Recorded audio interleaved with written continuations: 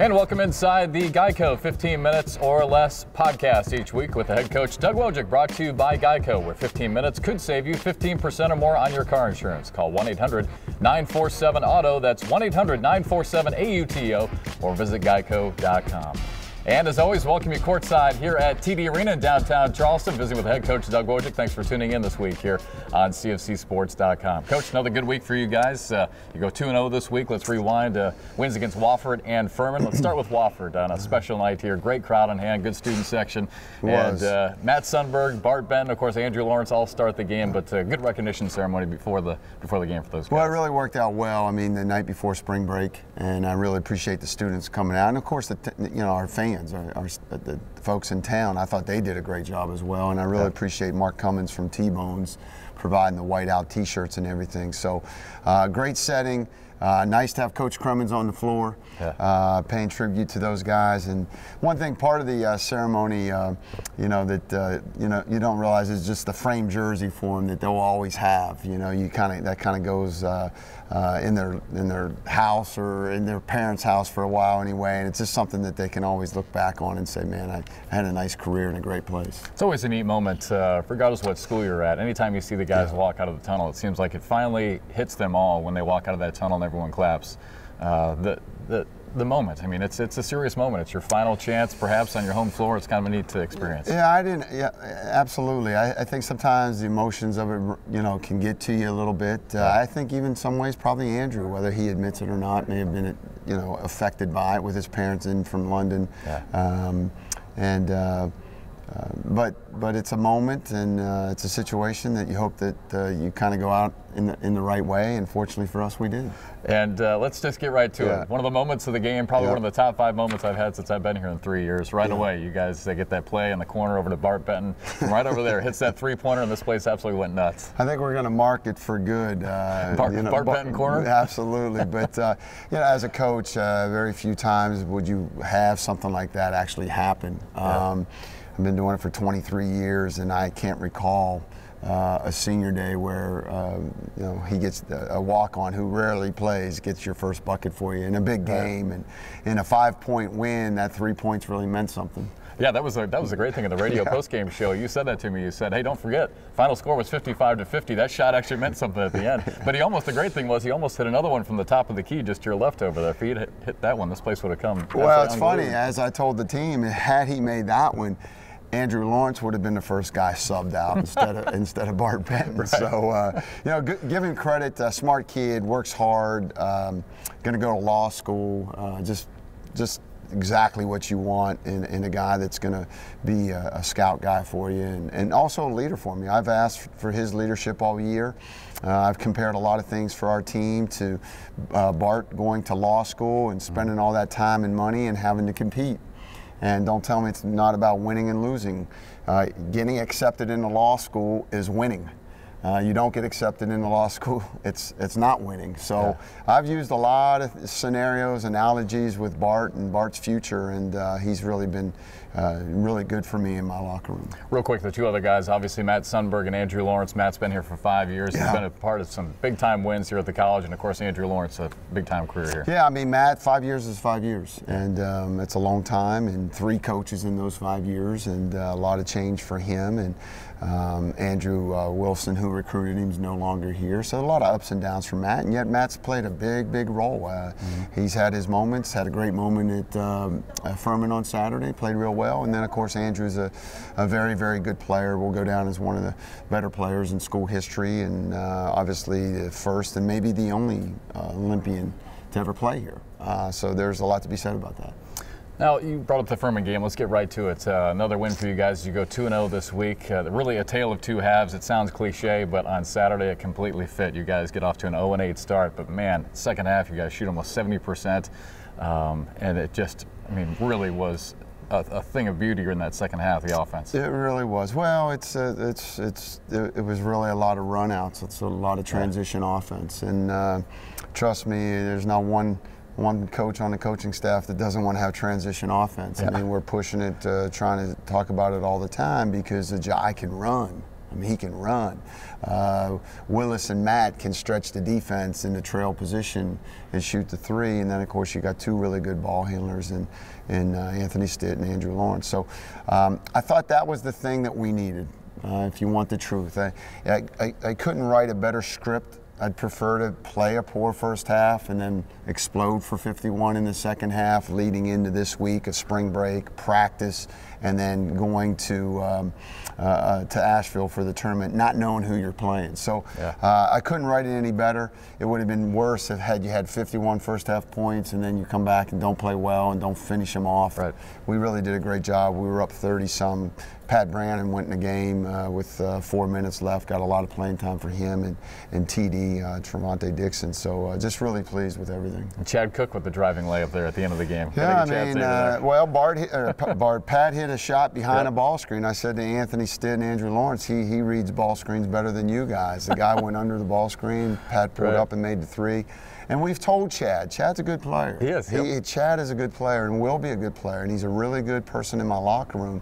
And times this year he's gone in tentative, which is understandable, but we've told him to be aggressive like you were in practice, and you are in practice, and he was, and he extended for that layup and everything. I mean, he looked like he belonged out there. A lot of guys had really good games. That Anthony Stitt, 15 points and 5 assists. Willis Hall had 15 rebounds. Trent Wiedemann almost a double-double. Really some good performances. I thought Anthony Stitt really played well. Yeah, we tried to get Willis a bucket late to get him a double-double, and it didn't work out. And then I didn't realize that Trent was 1 rebound from a double-double. But you'd love to see those guys get those double-doubles, but they played well. I told Willis, he got mad at me.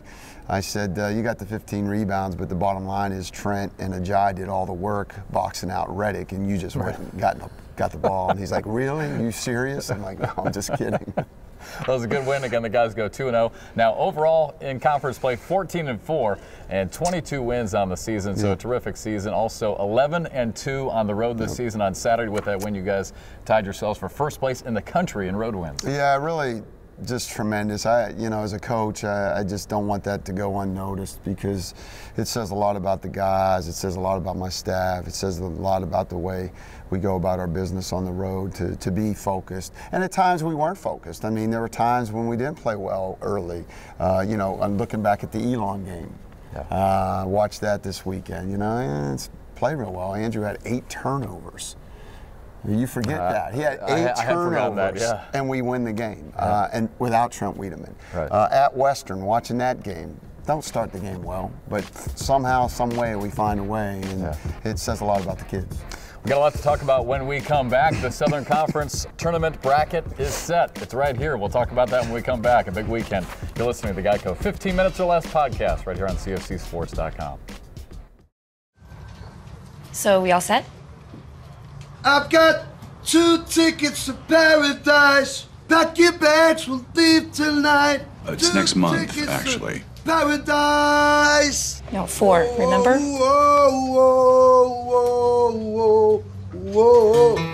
You know, Ronnie, folks who save hundreds of dollars by switching to GEICO sure are happy. And how happy are they, Jimmy? Happier than any money running a travel agency. Get happy. Get GEICO. 15 minutes could save you 15% or more. Welcome back inside TD Arena as we continue on the GEICO 15 Minutes or Less podcast with head coach Doug Wojcik, and we really got our work cut out for us this week trying to get to everything in less than 15 minutes. All right, so you finished the season 22-9, and as we look back on the season here before we get to the Southern Conference tournament, what a great year for you guys. We just mentioned the road wins, 14-4 in conference play, a first-round bye, wins against Baylor, great road trip early in the season with the wins against Vermont and Marist. Really had some pretty good moments this season. Yeah, I think the sum of all the parts, when you now look back, and we have, what's nice about playing in a league like this, we get our regular season finished a week earlier than your BCS conferences, so you have a little time to reflect. You're not rushing off to the tournament like most places are, and you look back, and it allows our fans to look back, and the sum of all the parts, it ends up being a really successful season.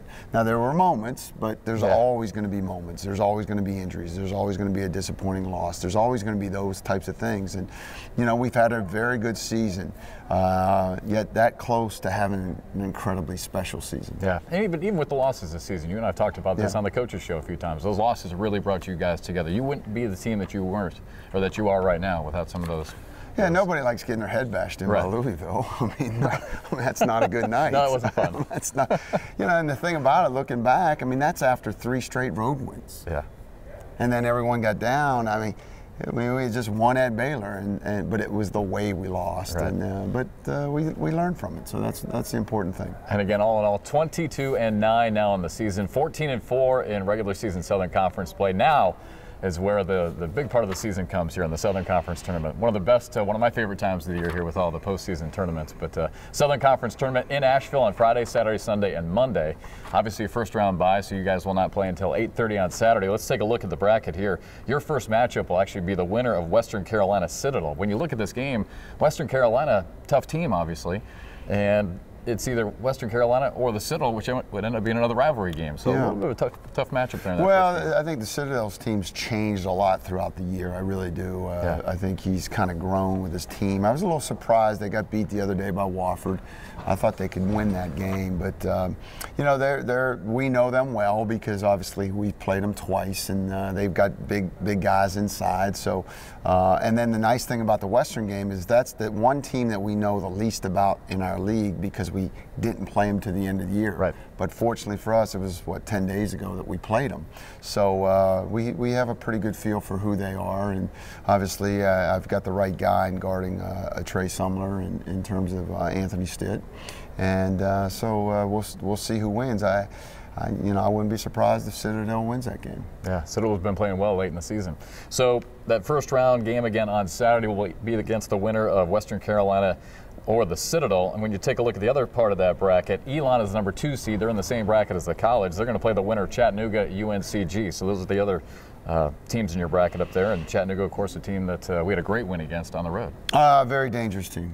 Yeah. Very dangerous team. Mason. I mean, well, they've got the bigs that can play with Lucas Troutman and Riley Beaumont. Yeah. They've got they've got 3 or 4 of those guys that can play with those 2 guys. So very dangerous game for Elon if obviously they beat UNC Greensboro. Now when you look at the top half of that bracket, Davidson, the number 1 overall seed, the number 4 seed, Appalachian State. I'll tell you what, the Mountaineers, although they've struggled at times this season, they can win a game when they have to, and they were able to sneak into that first round bye. Yeah, a little bit more, I mean, they're a lot like Chat. They can beat you, and they've got a 4-man that can stretch the defense, and then of course, Sanford's on that side too. Yeah. So Sanford, I think Benny's done a great job with his team, and somehow, some way, they always stay in games, and they're always there at the end. So, Davidson's got Georgia Southern on that side. They beat them, but Coach McKill's had a great year. They've got a great team, and give them credit. They've done this without Clint Mann too. Everyone's forgetting. Everyone's forgetting that Clint Mann would start on 11 of the 12 teams. Yeah.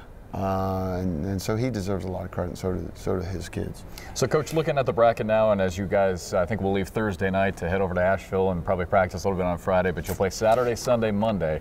What's going to be the preparation like here for this week leading up for the tournament? Yeah, well, today's Monday, so we'll just have a normal day, and our guys get a lot of rest because of spring break. We're not in school this week, and then I'll start moving practice later in the day starting Tuesday to get us acclimated to playing 8:30, and then what I think Monday night 7 or 7:30. So that's what we'll do. We'll shoot Thursday night in Asheville at 9, so we'll go twice on Thursday. We'll go here, get on the bus, go there, and treat it like we've done with a road game, expecting to play the next day, but really we don't play for 2 days. Once we get up to Asheville. Any different mentality that you talk with the guys about at all? I mean, how much do you focus on this? I mean, I guess this time of year everyone's all excited to play this one. I'm always trying to tweak it, man. I'm always sending messages, and I sent a message last night just between him and I. So I'm always trying to do something. But yesterday was the day. Enjoy it. I think we're in a good place. We need to be in a good place. We're healthy, the lid's off the basket from the second half the other day. So, I wouldn't want to be, I couldn't describe a better position for us to be in than what we are right now. Good luck this week. We'll talk to you on the road. Thanks, Jeff. It's Doug Wojcik, head coach for the Cougars. We got to get out of here on our 15 minutes or less GEICO podcast. And we'll talk again after the Southern Conference tournament to wrap everything up right here on CFCSports.com.